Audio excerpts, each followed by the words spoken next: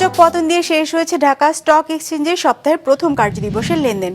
সার্বিক সূচক DSC x 30 point কমে দাঁড়িয়েছে 4,932-এ। বেচা কেনা হয়েছে 457 কোটি টাকার।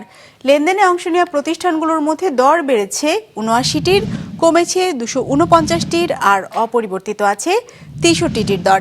এবার বাজার নিয়ে বিশ্লেষণ শুনবো ব্র্যাক ইপিএল স্টক ব্রোকারেজের। আজ ডিএসইএক্স ইন্ডেক্স ক্লোজ হয়েছে 4,932.97 পয়েন্টে, যা গত বৃহস্পতিবার থেকে 30.87 পয়েন্টস কম।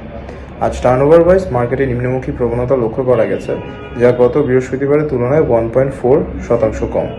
উল্লেখ্য, আজকের সেশনে লার্জ ক্যাপ সেক্টরে নেগেটিভ পারফরমেন্স লক্ষ্য করা গেছে, যার মধ্যে হাইয়েস্ট লস হয়েছে টেলিকম সেক্টরে, followed by NBFI and bank. Turnover wise top সেক্টরগুলো ছিল যথাক্রমে textile, followed by pharmaceuticals and food and allied.